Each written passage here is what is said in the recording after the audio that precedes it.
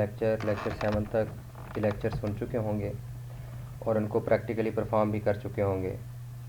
और अगर आप लोगों को उन लेक्चर से रिलेटेड कोई मसला है, कोई प्रॉब्लम है, तो आप लोग मुझसे शेयर कर सकते हैं।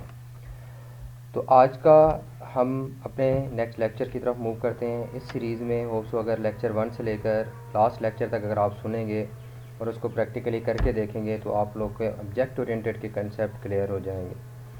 तो हमारा जो आज का लेक्चर है वो बेसिकली है ऑपरेटर ओवरलोडिंग। हमने पिछले लेक्चर के अंदर फंक्शन ओवरलोडिंग देखी थी कि फ़ंक्शन ओवरलोडिंग क्या होती है कि हमने एक ही नाम के क्या बना दिए थे, एक से ज़्यादा फंक्शन बना दिए थे। तो जब हम उनको कॉल कर रहे थे तो उनकी कॉलिंग टाइम के ऊपर हमने देखा था कि हमारा जो कंपाइलर है ये डिसाइड करता था कि कौन सा फंक्शन क्या होना है, कॉल होना है। वो किसकी बेस पर डिसाइड करता था कि हमारे पास उसके नंबर ऑफ़ पैरामीटर्स कितने हैं और उनके पैरामीटर्स की डेटा टाइप्स कौन कौन सी हैं, उसकी बेस पर हमारे पास क्या होता था, डिसाइड होता था। कंपाइलर डिसाइड करता था कि कौन सा फंक्शन क्या होना है, किस टाइम पे कॉल होना है, क्योंकि सबका नेम क्या होता सेम था और जब हम कॉल करते हैं तो उसकी नेम से कॉल कर रहे होते हैं। तो आज का जो हमारा ये लेक्चर है ऑपरेटर ओवरलोडिंग, ये हमारे पास ऑपरेटर ओवरलोडिंग होती क्या है, बेसिकली हम क्यों करते हैं operator overloading. Operator overloading services are obtain from the object by sending the message function call. Basically जो हमारे पास कुछ फंक्शनैलिटी है, ठीक है, हम उसको क्या करते हैं, कोई ना कोई फंक्शन कॉल करके अपनी वो फंक्शनैलिटी परफॉर्म करते हैं। फॉर एग्जांपल हमारे जो ऑपरेटर्स हैं, first of all I want to tell you that what are the operators. Operators are the symbols which are used to perform different operations on the operand.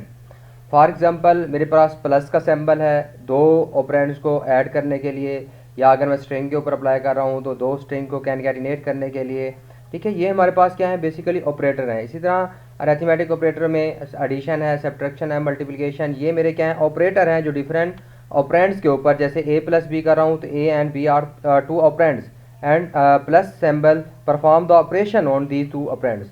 तो हमने ये देखना है कि इन ऑपरेटर्स को, जो हमारे ये ऑपरेटर्स हैं, ठीक है, इनकी जो फंक्शनैलिटी होती है वो नॉर्मल हमारी डाटा टाइप्स के ऊपर होती है, जो हमारी प्रीएम्प्टिव डाटा टाइप्स हैं जैसे इंटीजर, फ्लोट, तो ये हमारे पास इसके हिसाब से क्या होती है, डिफाइन होती है। अब अगर मैं ये चाहता हूँ कि ये जो मेरे सैम्पल्स हैं, ये जो मेरे ऑपरेटर्स हैं, ये ऑपरेटर किसके साथ काम करें, मेरी user built-in, user defined data types जो हैं, जैसे हमारे पास हम स्ट्रक्चर्स हो गए या फिर हम क्लासेस बनाते हैं उसके अंदर ऑब्जेक्ट्स हो गए, तो उन ऑब्जेक्ट्स के ऊपर काम करें, उन स्ट्रक्चर्स के ऊपर काम करें। जैसे दो ऑब्जेक्ट्स को मैं ऐड करना चाहता हूँ, दो ऑब्जेक्ट्स की वैल्यू को ऐड करना चाहता हूँ, मैंने एडिशन का जो है ना सिंबल यूज़ करना है, अरिथमेटिक ऑपरेटर यूज़ करना है। इसी तरह मैं और ऑपरेटर्स हैं मेरे पास, इंक्रीमेंट यूनरी ऑपरेटर है, इंक्रीमेंट ऑपरेटर है, डिक्रीमेंट ऑपरेटर है, ठीक है, वो हमारी सिंपल वैल्यूज़ के साथ क्या करते हैं, काम करते हैं। लेकिन मैं इनको ऑब्जेक्ट के साथ क्या करना चाहता हूँ, यूज़ करना चाहता हूँ, मैं कहता हूँ ये ऑब्जेक्ट के साथ काम करें, तब मैं क्या करूँगा, इन ऑपरेटर्स को रीडिफाइन करूँगा अकॉर्डिंग टू माई नीड। मैं अपनी ज़रूरत के मुताबिक इनको, ये जो ऑपरेटर्स हैं, ठीक है, ये जो मेरे पास यूनरी ऑपरेटर हैं या बाइनरी ऑपरेटर हैं या मेरे पास क्या है स्ट्रिंग के ऑपरेटर्स हैं, डिफरेंट हमारे पास जो ऑपरेशन परफॉर्म करने के लिए ऑपरेटर्स यूज़ हो रहे हैं, इन ऑपरेटर्स को मैं अपनी ज़रूरत के मुताबिक क्या करूँगा, रीडिफाइन करूँगा, ठीक है। तो हमारे पास अगर यहाँ पे it's the powerful capability of object oriented programming, कि हमारी object oriented programming facilitate us to redefine the operators. Operators को हम क्या कर सकते हैं, रीडिफाइन कर सकते हैं, इन ऑपरेटर्स को अपनी ज़रूरत के मुताबिक मॉडिफाई कर सकते हैं इनकी फंक्शनैलिटी को। तो इन फंक्शनैलिटी को रीडिफाइन करना, इसको मॉडिफाई करना अपनी ज़रूरत के मुताबिक क्या कहलाता है, हमारे पास ऑपरेटर ओवरलोडिंग कहलाता है। तो हमने आज के अपने इस लेक्चर के अंदर ये देखना है कि हम ऑपरेटर्स को कैसे ओवरलोड हो सकते हैं, हमारे यूनरी ऑपरेटर कैसे ओवरलोड होते हैं और बाइनरी ऑपरेटर कैसे ओवरलोड होते हैं। मैं आप लोगों को प्रैक्टिकली, सिर्फ थियोरेटिकली हम नहीं करेंगे, प्रैक्टिकली परफॉर्म करके दिखाऊंगा, तो आप लोगों को ये चीज़ें क्लियर होती जाएंगी कि ये कैसे हमारे पास क्या है, ये यूनरी ऑपरेटर या बाइनरी ऑपरेटर जितने भी हैं ये कैसे वर्क कर रहे हैं। तो हमने यहाँ पे थोड़ा सा पहले इसका कंसेप्ट ले लेते हैं कि ये हमारे पास क्या, ये ऑपरेटर्स ओवरलोडिंग होती क्या है। Services are obtain from the objects by sending the message a function call. This function call is cumbersome for the certain kinds of classes, mathematical classes. For example, ये हमारे स्टेटमेंट दी हुई है, जैसे हम यहाँ पे क्या कर रहे हैं, किसी ऑब्जेक्ट 3 को ऐड कर रहे हैं, ऑब्जेक्ट्स के D1 D2, उसको दो ऑब्जेक्ट्स क्या करा रहे हैं, पास करा रहे हैं और तीसरे में ऐड कर रहे हैं उसको, ठीक है। तो इसी तरह इसको हम इस तरह रीडिफाइन लिख सकते हैं, ठीक है, हम इस तरह लिख सकते हैं D3 = D1 + D2, ये हमारे ऑब्जेक्ट्स हैं। अब इन ऑब्जेक्ट्स को मैंने ऐड करना है थ्रू कॉलिंग द फंक्शन। कोई इनके लिए मुझे स्पेशल फंक्शन बनाना पड़ेगा, फंक्शनैलिटी इंप्लीमेंट करनी पड़ेगी, फिर जाके मैं क्या करूंगा, इनको ऐड कर सकता हूं। अब मैं ये चाहता हूं नहीं, मुझे ये ना करना पड़े, ऑपरेटर्स की बेस पर ऑपरेटर जब मैं यूज़ कर रहा हूँ ऑटोमेटिकली वो ये समझ जाए कि ये यूज़र डिफाइन है और उस ऑपरेटर्स के मुताबिक जो मैंने उसको रीडिफाइन किया होगा उसके मुताबिक फंक्शनैलिटी परफॉर्म करे। तो मैं इस ऑपरेटर्स की जो एक्स्ट्रा फंक्शनैलिटी ऐड कर रहा हूँ, ऑपरेटर्स को जो रीडिफाइन कर रहा हूँ, इस ऑपरेटर को रीडिफाइन करने को, इस ऑपरेटर की फंक्शनैलिटी को ऐड करने को हम क्या कहते हैं, ऑपरेटर ओवरलोडिंग कहते हैं। तो अब हम यहाँ पे देखते हैं कि ऑपरेटर ओवरलोडिंग हमारे पास कौन कौन से ऑपरेटर्स को कर सकते हैं। जैसे ये हमारे पास सी प्लस प्लस का ऑपरेटर है, इंक्रीमेंट ऑपरेटर हो गया, एडिशन, मल्टीप्लिकेशन, कंपैरिजन ऑपरेटर्स हो गए, ठीक है। ये सारे हमारे ऑपरेटर्स क्या हो सकते हैं, इसके ओवरलोड हो सकते हैं, इनको रीडिफाइन किया जा सकता है। अब यहाँ पे ये देखें कि हम ऑपरेटर ओवरलोडिंग करते क्यों हैं, ठीक है। ये हमें अपॉर्चुनिटी प्रोवाइड करती है कि इसके अंदर सी प्लस प्लस लैंग्वेज के अंदर जो हमारी ऑब्जेक्ट ओरिएंटेड लैंग्वेज है, by using the classes to create the new kinds of variable, कि हम क्लासेस यूज करते हुए उस क्लास की टाइप का वेरिएबल्स बनाते हैं। Operator overloading to create the new definition for operator, operator की नई डेफिनेशन, जैसे मैं आप लोग कंसेप्ट बता चुका हूँ कि ऑपरेटर की हम नई डेफिनेशन कर सकते हैं। जैसे यहाँ पे एडिशन है, सब्ट्रैक्शन है, ठीक है, ये हमारे पास ऑपरेटर्स हैं, इनको हम क्या कर सकते हैं, रीडिफाइन कर सकते हैं। यहाँ पे हमारे अरिथमेटिक के अंदर हमारे पास क्या कर रहे होंगे, एडिशन ए प्लस बी लिखा, दो को ऐड करके दे देगा। अगर मैं यही उसको रीडिफाइन कर लूँगा, ठीक है, और मैं ऑब्जेक्ट के साथ लिखूंगा ए प्लस बी, तो ऑब्जेक्ट के ऊपर डिफरेंट फंक्शनैलिटी परफॉर्म करेगा, जैसे मैंने उसको क्या किया होगा, रीडिफाइन किया होगा। तो यहाँ से अभी इसी चीज़ को, इस थ्योरी को पढ़ने की बजाय मैं इस थ्योरी के ऊपर वापस आऊँगा, ठीक है। हम ज़रा फंडामेंटल्स ऑफ ऑपरेटर ओवरलोडिंग हम कैसे कर देख लेते हैं कोई चीज़ें। पहले हम किसकी तरफ चलते हैं, थोड़े से एक प्रोग्राम की तरफ चलते हैं। ये मैं आप लोगों को बता चुका हूँ, this is the powerful capability, ठीक है। Job perform by the overloaded operator can also be perform by explicit function call, यानी जो हम ऑपरेटर ओवरलोडिंग के जरिए कर रहे हैं कि वो किसी फंक्शन को बना के फंक्शन कॉल के जरिए भी कर सकते हैं। Programmers can use operators with user defined types, operators हम यूज़र डिफाइंड टाइप्स के साथ, इसका फ़ायदा है ये ऑपरेटर ओवरलोडिंग का। यूज़र डिफाइंड टाइप मीन कि जैसे मैंने आपको बताया क्लासेस के ऑब्जेक्ट बना रहे हैं, स्ट्रक्चर बना रहे हैं, उसके ऊपर हम उनके साथ क्या कर सकते हैं, यूज़ कर सकते हैं, ठीक है। तो यहाँ से an operator is overloaded by writing a non static member function definition, ठीक है। ऑपरेटर को जब हम क्या किए जाते हैं, ओवरलोड करते हैं, तो उसको नॉन स्टैटिक फंक्शन बनाते हैं, ठीक है। उसका जैसे मैं अभी बना के भी दिखाऊंगा कि उसके अंदर हमारे पास क्या है, कोई हम स्टैटिक का कीवर्ड नहीं यूज़ कर सकते, कि वो हमारा function name becomes the keyword operator. जो फंक्शन हम बनाएंगे इसके लिए ऑपरेटर ओवरलोड करने के लिए, ठीक है, वो हमारा ऑपरेटर के कीवर्ड से क्या होगा, स्टार्ट होगा, ठीक है। Sample for the following operator, जैसे यहाँ पे आप लोगों को नजर आ रहा है ऑपरेटर प्लस, इस प्लस वाले ऑपरेटर को हम क्या कर रहे हैं, रीडिफाइन कर रहे हैं, ठीक है। इसी तरह function name operator plus would be use to overloaded the addition operator, ठीक है। हम इसको एडिशन ऑपरेटर को क्या कर सकते हैं, ओवरलोड कर रहे हैं basically. Assignment operator may be use with every class to perform member wise assignment of the data member, assignment operator को रीडिफाइन कर सकते हैं, उसको दोबारा हम मेंबर फंक्शन के साथ क्या कर सकते हैं, यूज़ कर सकते हैं। तो हर जगह पे हम इनको क्या कर सकते हैं, ऑपरेटर ओवरलोडिंग कर सकते हैं। अब रिस्ट्रिक्शन क्या है, restriction on the operator overloading, operator that can be overloaded, ये सारे हमारे ऑपरेटर क्या हो सकते हैं, ओवरलोड हो सकते हैं। जिसे एडिशन है, सब्ट्रैक्शन है, मल्टीप्लिकेशन है, less than, greater than and equal to, ठीक है। ये हमारे पास अरे के एलिमेंट एक्सेस हमारे पास सैम्पल्स हैं, ठीक है। ये सारे के सारे, ठीक है, और यूज़ हो सकते हैं। Operator can not be overloaded, ये हमारे ऑपरेटर डॉट ऑपरेटर हो गया, या ये स्टेरिंग मल्टीप्लाई, स्कोप रेजोल्यूशन हो गया, ठीक है। ये हमारे पास क्या नहीं हो सकते, ओवरलोड नहीं हो सकते। तो अब यहाँ पे उसी तरह इनकी प्रेसिडेंस भी होती है, ठीक है, एसोसिएटिविटी होती है। अब मैं इन सारी चीज़ों को बढ़ने से पहले मैं अपने किसकी तरफ मूव करता हूँ, एक प्रोग्राम देख लेते हैं, ताकि आप लोग उस प्रोग्राम से समझा दूंगा कि ये कैसे ओवरलोडिंग हो रही है और ये हमारे पास कैसे ओवरलोडेड फंक्शन है, ठीक है। तो मैं सबसे पहले इसका पहला ऑपरेटर ओवरलोडिंग का एक फंक्शन आप लोग को एग्जीक्यूट करके दिखाता हूँ। इसके अंदर आप लोग को काफ़ी सारी चीज़ें समझ आ जाएंगी कि ये कैसे क्या हो रहा है, ओवरलोड हो रहा है। देखिए मैंने इसके अंदर किया क्या है, ठीक है। ये मेरी रॉबर्ट लॉफर की बुक के जो चैप्टर है उसकी एग्जांपल्स हैं। आप लोग इस बुक को, इन एग्जांपल की डिटेल मजीद बुक्स के अंदर भी देख सकते हो, ठीक है। लेकिन होप सो यहाँ से मैं आप लोग, यहाँ मैं क्लास डिफाइन कर रहा हूँ, काउंटर, क्लास का नाम रखा है मैंने काउंटर। अब इसके अंदर मैंने एक अनसाइंड मीन कि ये हमेशा क्या होगा, पॉजिटिव होगा, इसकी वैल्यू नेगेटिव नहीं हो सकती। इंटीजर टाइप का काउंट वेरिएबल मैंने क्या कर दिया, डिक्लेयर कर दिया। अब मैंने यहाँ पे एक कंस्ट्रक्टर बनाया काउंटर के नाम का, ठीक है, क्योंकि क्लास का नेम और कंस्ट्रक्टर का नेम क्या होता है, सेम होता है। इसको मैंने काउंट को इनिशियलाइज करा दिया 0 से, कि ऑटोमेटिकली जैसे ही ऑब्जेक्ट क्रिएट होगा तो काउंट को क्या इनिशियलाइज हो जाएगा, 0 इनिशियलाइज हो जाएगा। अब मैंने यहाँ पे एक और मेंबर फंक्शन बनाया अनसाइड एंड ठीक है, उसकी जो रिटर्न टाइप मैंने इंटीजर ही रखी, ठीक है, और अनसाइन यानी इंटीजर हमें पॉजिटिव ही रिटर्न कराएगा गेट काउंट का, कि उसकी वैल्यू हमारे पास क्या करेगा, ये हमें वैल्यू रिटर्न कराएगा, इसकी वैल्यू काउंट की वैल्यू रिटर्न करा देगा। जब भी इसको कॉल करेंगे तो ये हमेरे पास रिटर्न कराएगा, इस काउंट के अंदर जो भी वैल्यू पड़ी होगी इसने हमें रिटर्न करा देना है। इसी तरह काउंटर, अब यहाँ पे देखें कि मैं यहाँ पे क्या कर रहा हूँ, ये अभी इस काउंटर को भूल जाए कि ये काउंटर क्या है, मैं अभी इसके ऊपर बाद में आता हूँ। अब यहाँ से देखें कि ये ऑपरेटर का कीवर्ड यूज होता है ऑपरेटर को ओवरलोड करने के लिए। मैं यहाँ पे एक यूनरी ऑपरेटर प्लस प्लस वाले ऑपरेटर को क्या कर रहा हूँ, ओवरलोड कर रहा हूँ। अब देखिए यूनरी ऑपरेटर, ये प्लस प्लस ऑपरेटर क्या करता है, जब आप लोगों को पता है कि जब हम अपने एक सिंगल यूनरी ऑपरेटर यानी एक ऑपरेंड के साथ यूज होता है, जैसे हम लिखते हैं ए प्लस प्लस या प्लस प्लस ए, तो इट्स मीन के ए की वैल्यू का एक का इंक्रीमेंट करेगा। ये पहले हमारे सिंपल डाटा टाइप्स के साथ क्या करता है, यूज होता है। अब मैं इसको रीडिफाइन करने जा रहा हूँ कि ये मेरे प्लस प्लस ऑपरेटर क्या करेगा, ठीक है। अब मैंने यहाँ पे देखा कि ये मेरा प्रीफिक्स फॉर्म में है, कि मीन के पहले हमारे पास जब जैसे लिखते हैं प्लस प्लस ए, तो मैं उसको प्लस प्लस जो इंक्रीमेंट ऑपरेटर है इसको रीडिफाइन करने जा रहा हूँ कि इसकी क्या क्या क्या फंक्शनलिटी है, इसने क्या करना है। तो ये ऑपरेटर का कीवर्ड लिखा मैंने, मीन कि उसका मेंबर फंक्शन बना रहे हैं। ये ऑटोमेटिकली जैसे ही ऑपरेटर आएगा तो ये फंक्शन ऑटोमेटिकली कॉल हो जाएगा, हमें इसे कॉल करने की जरूरत नहीं होगी, ठीक है। यहाँ पे मैंने लिखा प्लस प्लस ऑपरेटर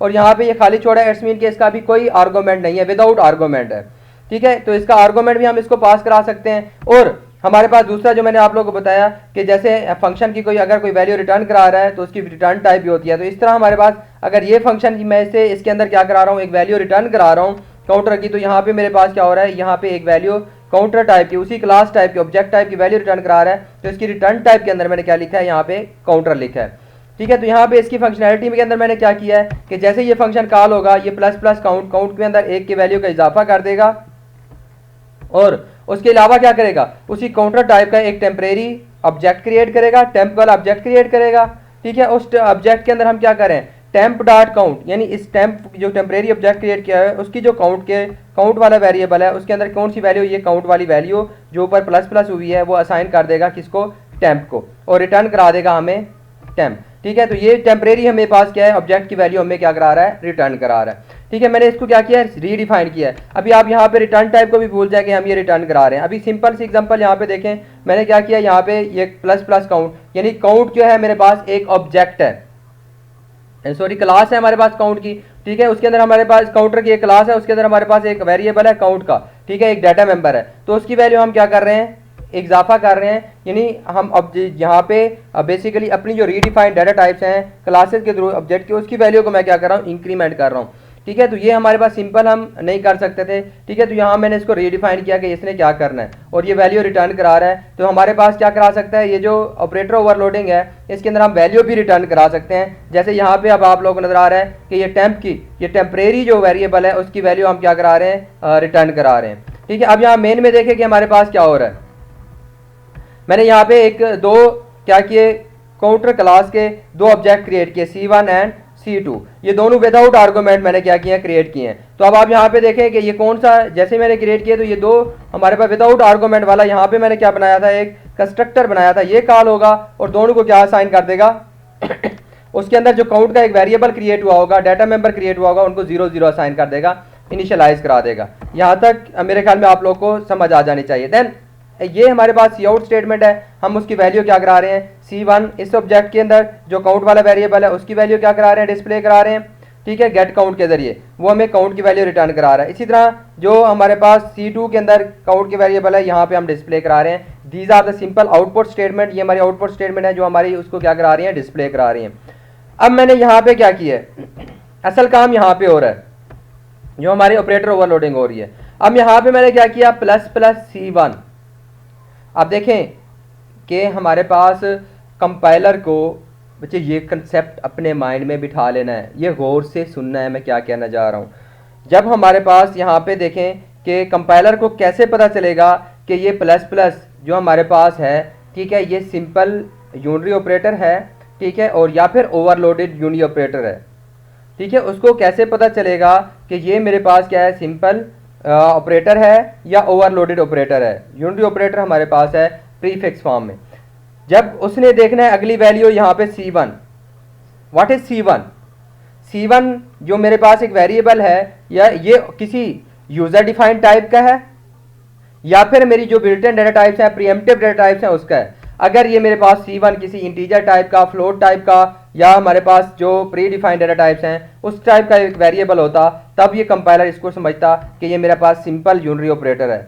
ठीक है, अब क्योंकि ये हमारे पास क्या है, कंपाइलर की पहचानता ही ऐसे है कि जब इसने ये देखा कि ये C1 मेरे पास एक ऑब्जेक्ट है, ऑब्जेक्ट हमारे पास क्या है, किसी क्लास का एक ऑब्जेक्ट क्रिएट किया है, ये यूजर डिफाइंड डेटा टाइप्स हैं, तो वो ऑटोमेटिकली इसको क्या समझ लेगा, ठीक है, ये समझेगा कि ये मेरा ओवरलोडेड ऑपरेटर है। तो जैसे यहाँ पे आया तो इसने हमें कहाँ पे ले जाना है, प्लस प्लस को कहाँ हमने डिफाइन किया था, ठीक है, यहाँ पे देखें कि यहाँ हमने इसको डिफाइन किया था, ये ऑपरेटर ओवरलोडिंग, इस फंक्शन के ऊपर हमें ले आना है। ठीक है, उस फंक्शन को उसने क्या कर लेना है, कॉल कर लेना है कि इस ऑपरेटर ओवरलोडेड को। अब यहाँ पे आएगा प्लस प्लस काउंट, काउंट में एक का इजाफा हो जाएगा, पहले 0 था तो क्या हो गया, 1 हो गया। काउंटर जो है हमारे पास टेम्प, ठीक है, हमारे पास एक ऑब्जेक्ट क्रिएट हुआ, उसके अंदर टेम्प के अंदर जो काउंट है उसको क्या असाइन हुआ, काउंट वाली वैल्यू, यानी 1 असाइन हुआ। रिटर्न टेम्प, इसने हमारे क्या किया दिया, यहाँ पे वैल्यू रिटर्न कराई। ठीक है, हमारे पास क्या हो गया, इसके अंदर 1 हो गया। ठीक है, हमारे पास वैल्यू उसने रिटर्न करा दी। तो इसके बाद हमारे पास यहाँ पे हम कह रहे हैं C2 इज इक्वल टू, हमने एक और यहाँ पे जो ऑब्जेक्ट है ये वाला यूज कर रहे हैं, इसके अंदर शुरू में क्या था, 0 था, अब यहाँ पे कह रहे हैं C2 इज इक्वल टू, ठीक है, यानी हमारे पास C1 वाले काउंट में अभी हम देख लें क्या है, हमारे पास 1 हो गया है। अब यहाँ पे हम कह रहे हैं कि C2 तो दोबारा प्लस प्लस C1, ये जब दोबारा प्लस प्लस आया तो दोबारा उसी के ऊपर जाना है। ठीक है, C1 वाले काउंट के अंदर उसने एक का इजाफा करना है, क्या हो जाएगा यहाँ पे 2। ठीक है, दोबारा वो टेम्प को असाइन करेगा और टेम्प की वैल्यू हमें रिटर्न करा देगा, यानी इट्स मीन कि इस C2 के अंदर क्या आएगा, हमारी 2 आएगा। ठीक है, तो अब हमारे पास यहाँ इनकी वैल्यू क्या करा रहे हैं, उसी तरह दोबारा डिस्प्ले करा रहे हैं। तो इट्स मीन के C1 की वैल्यू 1 आनी चाहिए और C2 की वैल्यू यानी 2 आनी चाहिए। पहले यहाँ 0 0 शो करेगा, फिर ये हमारे पास क्या करेगा, 2 शो करेगा। यानी अब यहाँ पे मैं इसको कंपाइल एग्जीक्यूट करके देखता हूँ तो आप लोगों को इसका रिजल्ट दिखाता हूँ कि हमारे पास यहाँ पे देखें कि C1 जब उसको इनिशियलाइज कराया था C1 0, C2 is equal to 0, यहाँ पे जब हमने उसको दोबारा कॉल किया तो C1 is equal to 2 and C2 is equal to 2। तो ये मेरे पास क्या हो चुके हैं, ऑपरेटर ओवरलोडिंग की वजह से इसकी फंक्शनैलिटी क्या हो चुकी है, चेंज हो चुकी है, वैल्यू चेंज हो चुकी है। क्यों चेंज हो गया, दोनों में 2 कैसे आ रहा है, यहाँ से C1 वाले काउंट में 1 हुआ था, यहाँ हमने दोबारा प्रीफिक्स ऑपरेटर है क्योंकि पहले उसने C1 में इजाफा किया, यानी C1 को भी C1 वाले काउंट में भी 2 कर दिया और फिर वही वाली वैल्यू असाइन करा दी C2 को। तो इट्स मीन जो उसने वैल्यू रिटर्न कराई थी, हम डायरेक्ट अगर हमने ऑपरेटर ओवरलोडिंग ना की होती तो हम डायरेक्ट ऐसा नहीं कर सकते, C2 is equal two plus plus C1। अगर मेरा ये ऑपरेटर ओवरलोडिंग ना होती तो ये मुझे एरर देता, कंप्लेन करता कंपाइलर कि ये आप जो स्टेटमेंट यूज़ कर रहे हो विच इज़ इलीगल स्टेटमेंट। ठीक है, ही कैन, जो कंपाइलर है वो ये कहता कि मैं इसको समझ नहीं सकता कि आप क्या यूज़ कर रहे हो। तो ये हमारे पास बेसिक कंसेप्ट तक ऑपरेटर ओवरलोडिंग का, हम ऑपरेटर को कैसे ओवरलोड कर रहे हैं। अब यहाँ पे देखें कि हम एक बात मैं आप लोगों को यहाँ पे समझाता जाऊँ कि यहाँ पे मैं क्या कर रहा था। ठीक है, यहाँ पे हम कुछ चीज़ें ऐसी यूज़ कर रहे थे जिसके अंदर आप लोग ये देख सकते हैं कि हमारे पास हम कुछ चीज़ें टेम्परेरी वेरिएबल बना रहे थे, टेम्परेरी ऑब्जेक्ट बना रहे थे जिसकी वैल्यू हमारे पास क्या हो रही थी, हमें बाद में शो हो रही थी। जैसे यहाँ पे देखें कि ये जो मैं एक ऑब्जेक्ट बना रहा था, जैसे अभी आप यहाँ पे देखिए टेम्परेरी ऑब्जेक्ट बनाया था, फिर उस टेम्परेरी ऑब्जेक्ट को मैंने क्या किया, टेम्प के नाम का बनाया और उसकी वैल्यू मैंने असाइन कराई और उसकी वैल्यू रिटर्न कराई। इसी तरह मैं नेमलेस टेम्परेरी ऑब्जेक्ट बना सकता हूँ, नेमलेस टेम्परेरी ऑब्जेक्ट बना सकता हूँ जिसका कोई हमारे पास नेम नहीं होगा। ठीक है, नेमलेस होगा तो हमें ऑटोमेटिकली क्या करेगा, उसकी वैल्यू रिटर्न भी करा सकते हैं। सिंपल जो अगला मैं आप लोगों को प्रोग्राम कराने जा रहा हूँ उसमें सिर्फ एक चीज़ का चेंज है, बाकी सारी चीज़ें वही होंगी। हमारे पास ऑपरेटर को ओवरलोड कर रहे हैं, यहाँ पे देखें कि वो हमने क्या किया है, सिर्फ वही उसी तरह ऑपरेटर प्लस प्लस वाले को ओवरलोड कर रहे हैं। यहाँ पे प्लस प्लस काउंट सेम है। अब मैं यहाँ पे क्या कर रहा हूँ, यहाँ पे सिर्फ क्या हो रहा है, ये काउंटर, ये मेरी क्लास का नाम है, इसके अंदर जो हमारे पास हम काउंटर क्लास का क्या कर रहे हैं, एक नेमलेस जो क्या हुआ ऑब्जेक्ट क्रिएट हुआ, उसका कोई हमारे पास नेम नहीं रखा हमने। जैसे वहाँ पे हमने टेम्प रखा था, उसकी वैल्यू असाइन कर रहे थे, यहाँ पे नेमलेस क्या हुआ, एक ऑब्जेक्ट क्रिएट हुआ। ठीक है, टेम्परेरी ऑब्जेक्ट क्रिएट हुआ, उसको कौन सी वैल्यू असाइन हुई, ये काउंट वाली वैल्यू असाइन हुई। ठीक है, हम यहाँ पे अभी क्या कर रहे हैं, ये काउंटर क्लास का यहाँ काउंट की वैल्यू उसको असाइन कर रहे हैं, एज आर्गूमेंट के तौर पर पेश कर रहे हैं। और ये मेरा नेमलेस काउंट क्या है, हमारे पास एक टेम्परेरी ऑब्जेक्ट है। ठीक है, नेम लेस टेम्परेरी ऑब्जेक्ट हम क्रिएट कर सकते हैं, क्योंकि वहाँ हमारे 3 स्टेटमेंट एक्स्ट्रा हो रही थी, हम यहाँ पे इससे काम ले रहे हैं। तो वो जो नेम लेस जो टेम्परेरी ऑब्जेक्ट है उसको ये वाली वैल्यू असाइन हो रही है।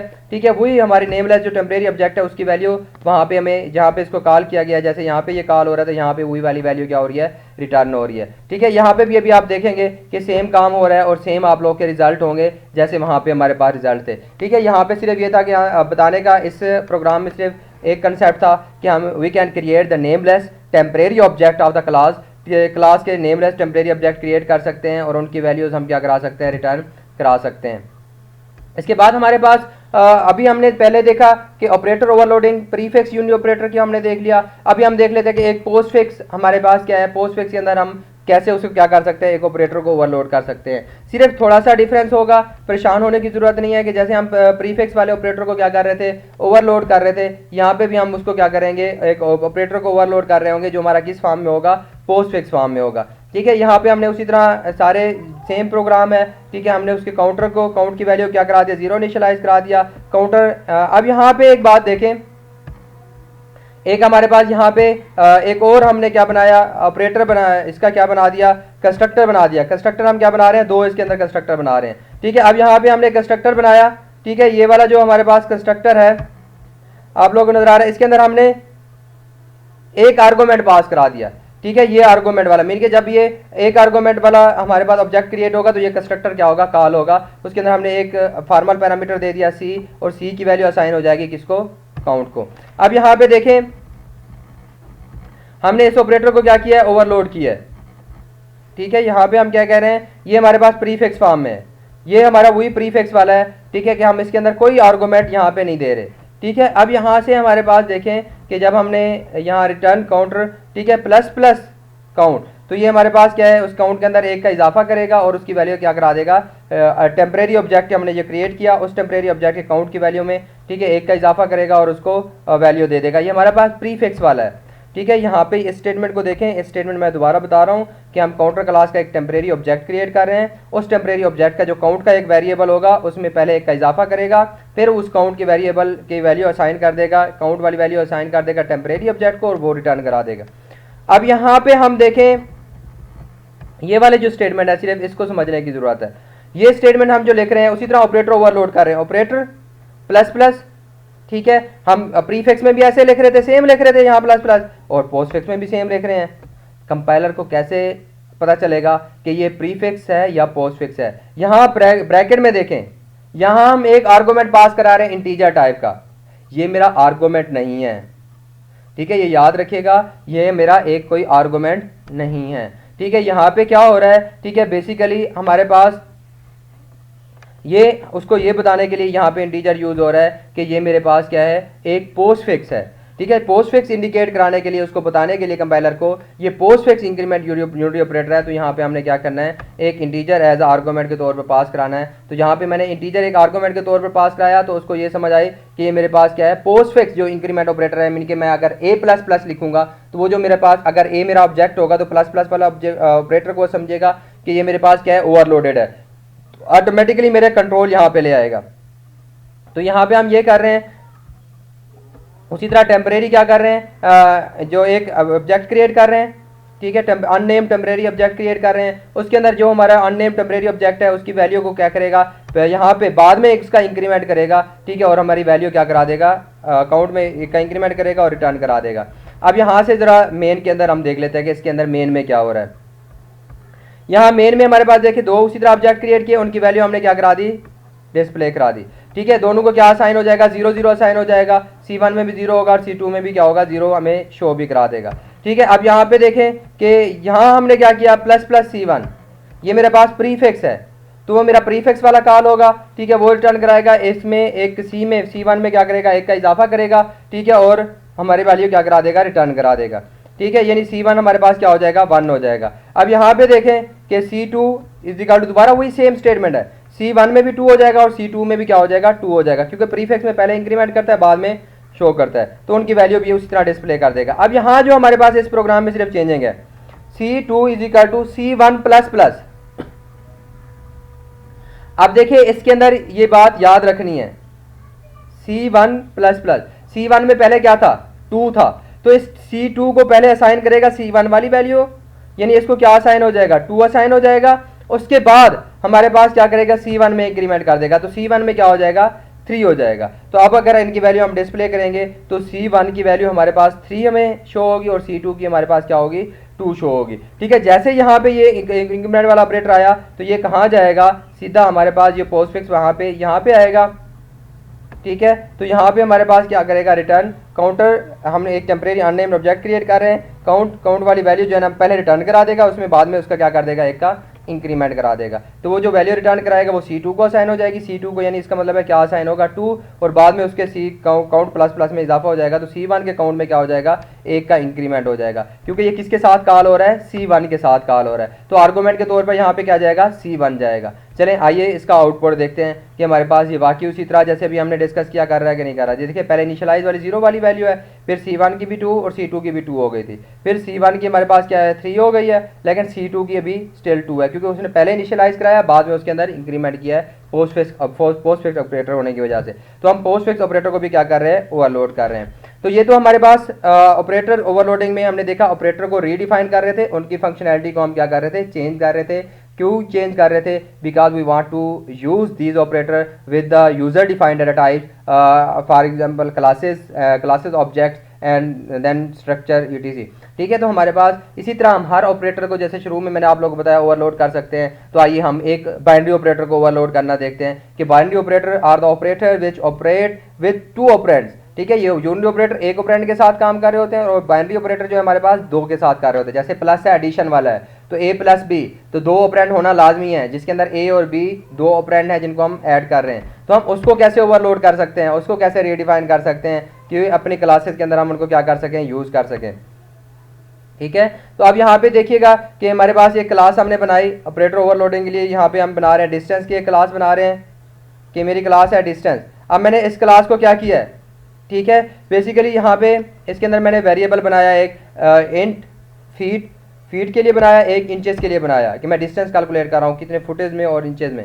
ठीक है, अब यहाँ पे मैंने एक क्या बना दिया, कंस्ट्रक्टर बना दिया जो उनको क्या करा देगा, फीट को 0 इनिशियलाइज करा देगा और इंचेस को 0.00 इनिशियलाइज हो जाएगा। ठीक है, इसके बाद हम आप लोग यहाँ पे देखें कि ये डिस्टेंस हमारे पास एक और कंस्ट्रक्टर बनाया कि अगर उसको यूज़र क्या भेजता है, आर्गूमेंट के तौर पर 2 वैल्यू भेजता है, तो ये कंस्ट्रक्टर क्या होगा मेरे पास, ऑब्जेक्ट के साथ अगर 2 आर्गूमेंट भेजेंगे तो ये कंस्ट्रक्टर कॉल होगा। ठीक है, ये फीट को FT वाली वैल्यू और फ्लोट इंचेस को हमारे पास IN वाली वैल्यू क्या करा देगा, साइन कर देगा। ये मेरे फॉर्मल पैरामीटर हैं। ठीक है, अब यहाँ पे गेट डिस्टेंस, अगर हम यूज़र से डिस्टेंस गेट करना चाहते हैं तो ये हमारे पास एक हमने और फंक्शन बना दिया। ठीक है, अब यहाँ पे शो डिस्टेंस, उस डिस्टेंस को क्या कराने के लिए, शो कराने के लिए सी आउट फीट को शो करा देगा। ये हमारे पास क्या है, फॉर्मेट, उसका फॉर्मेट बताने के लिए फॉर्मेट स्पेसिफायर हम यूज़ कर रहे हैं। ठीक है, फिर इंचेस की वैल्यू क्या करेगा, शो करेगा और उसके लिए फॉर्मेट हमने यूज़ कर दिया।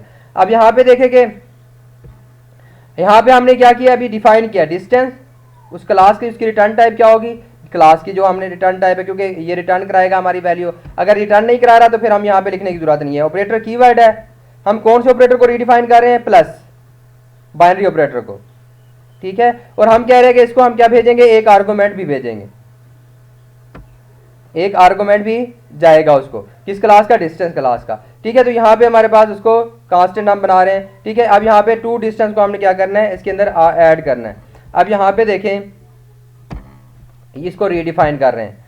ठीक है, तो हम उसको क्लास के अंदर सिर्फ उसको प्रोटोटाइपिंग की थी ऑपरेटर की, और यहाँ पे हम उसको क्लास से बाहर जाके उसको रीडिफाइन कर रहे हैं। ठीक है, यहाँ पे हमने क्या किया है, हमने यहाँ पे ये किया कि जो भी हमारे पास क्या आई होंगी ऑपरेटर को हम क्या कर रहे हैं, रीडिफाइन कर रहे हैं। तो एक ऑब्जेक्ट उसको क्या आएगा, डिस्टेंस 2, यानी हमारे पास दूसरा एक ऑब्जेक्ट आएगा, यानी 2 ऑब्जेक्ट उसको पास होंगे। एक उसका डिफॉल्ट ऑब्जेक्ट उसके साथ होगा जिसके साथ वो कॉल होगा। मैं भी आप लोग को ये चीज़ जो बताऊंगा, ये कंसेप्ट बड़े गौर से सुनने वाला है, अदरवाइज हमारे लिए प्रॉब्लम हो जाएगी कि आप कंफ्यूज हो जाएंगे कि ये कैसे वर्क कर रहा है।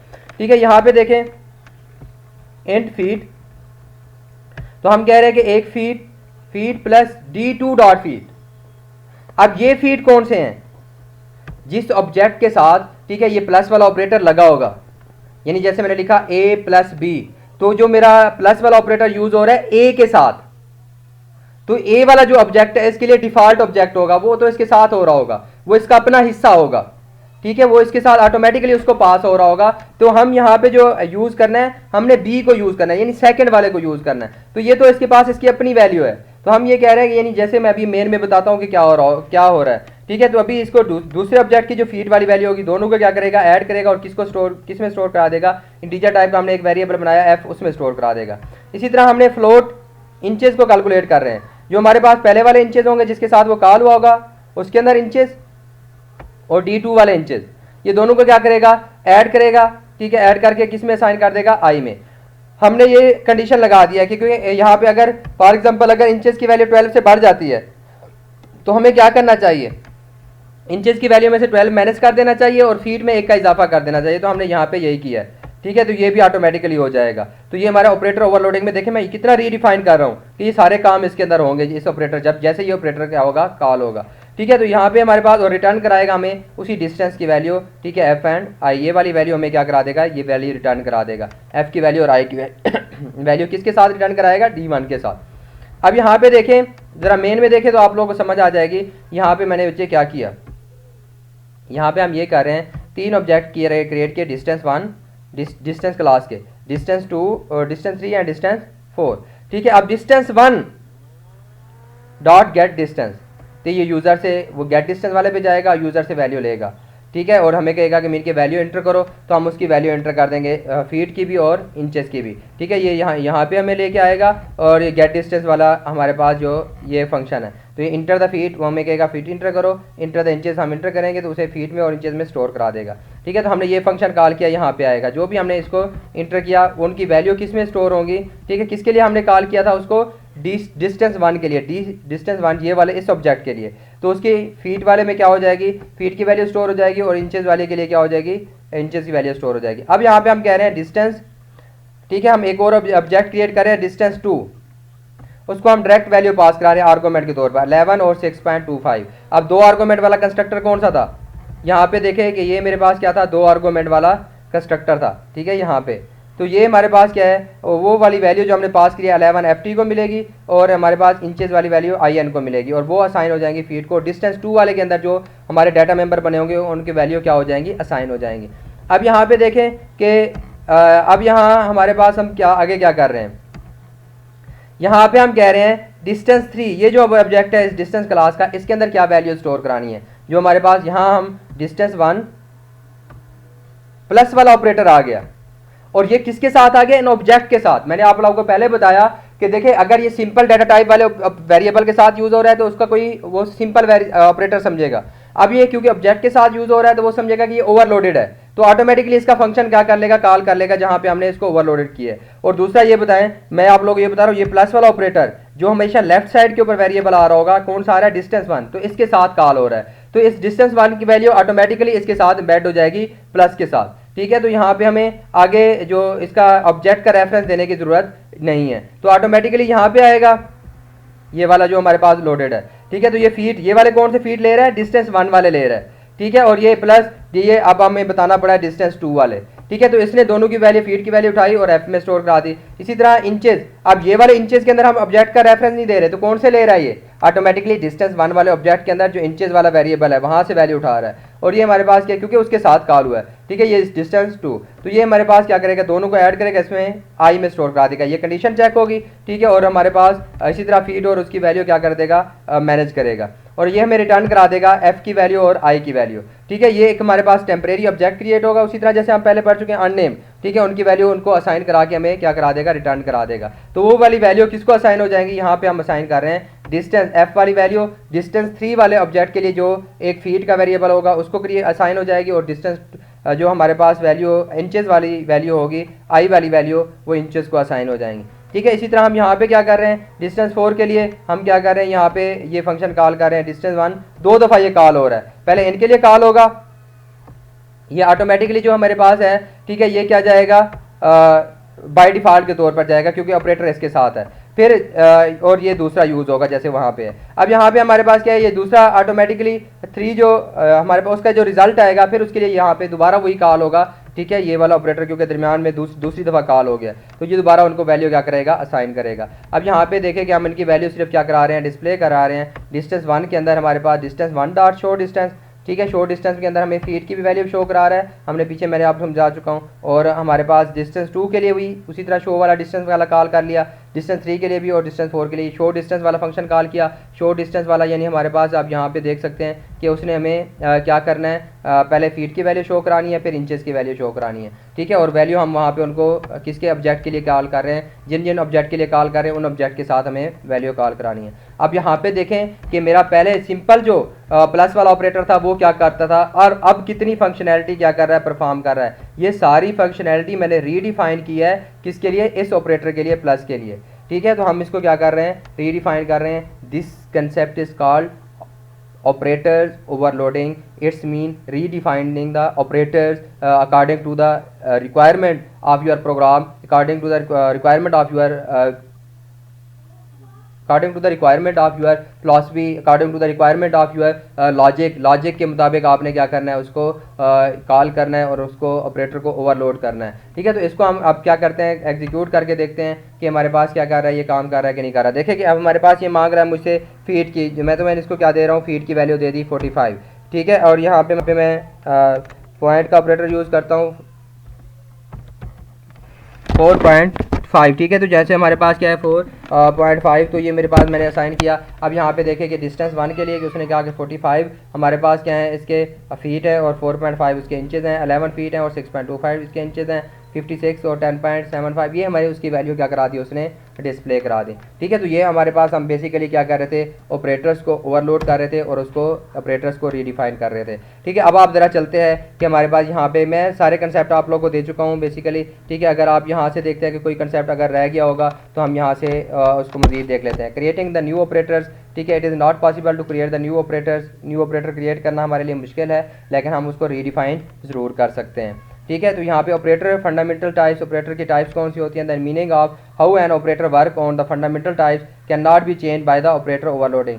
जो हमारे पास फंडामेंटल की मीनिंग मैं आप लोगों को पहले बता चुका हूँ, जो हमारे पास बुनियादी टाइप्स हैं हमारे, ठीक है, इंटीजर फ्लोट, उनके साथ ऑपरेटर की जो वो वर्क कर रहे हैं उनको हम रीडिफाइन नहीं कर सकते, लेकिन हम अपनी ये हमारी ऑब्जेक्ट ओरिएंटेड की कैपेबिलिटी है। देखें कि हम ऑपरेटर्स को क्या कर रहे हैं, रीडिफाइन कर रहे हैं, अपनी डाटा टाइप्स बना रहे हैं। ये हमारी जो प्रोसीजरल लैंग्वेजेस थी, ठीक है, हमारे पास स्ट्रक्चर्ड लैंग्वेजेस थी, ये हमें प्रोवाइड नहीं करती थी, ठीक है। इसी तरह ये हमारे पास यूनिटी ऑपरेटर की ओवरलोडिंग मैं आप लोगों को समझा चुका हूँ, वही सेम एग्जांपल दी हुई है, ठीक है। ऑपरेटर का कीवर्ड आप लोगों को बता चुका हूँ, वो वैसे यूज़ होना, ऑपरेटर आर्गूमेंट, ठीक है। कंपाइलर कैसे डिस्टिंग्विश करेगा, कैसे पता चलेगा, ये मैं कंसेप्ट आप लोगों को सारे बता चुका हूँ कि ऑपरेटर क्या, उसको कैसे पता चलेगा। अगर वो ऑब्जेक्ट के साथ यूज़ हो रहा है, ठीक है, तो हमारे पास क्या होगा, वो समझ जाएगा कि ये ऑपरेटर ओवरलोडेड है, ठीक है। अगर वो सिंपल डाटा टाइप के साथ यूज़ हो रहा है तो वो सिंपल ऑपरेटर से समझेगा, ठीक है। ऑपरेटर एक वैल्यू रिटर्न कराता है, ये भी मैं आप लोगों को इसका कंसेप्ट समझा चुका हूँ कि ऑपरेटर के थ्रू हम वैल्यू रिटर्न भी करा सकते हैं, जैसे इस फंक्शन से हम वैल्यू रिटर्न करा सकते हैं। नेमलेस टेम्परेरी ऑब्जेक्ट, ये भी मैं आप लोगों को बता चुका हूँ कि नेमलेस हमारे पास टेम्परेरी ऑब्जेक्ट्स हैं, ठीक है, वो कैसे काम करते हैं।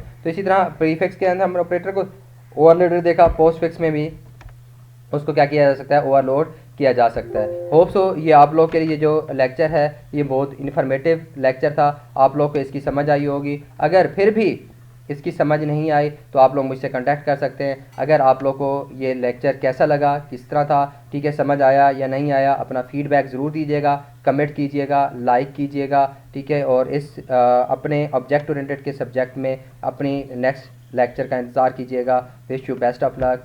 अल्लाह हाफिज़।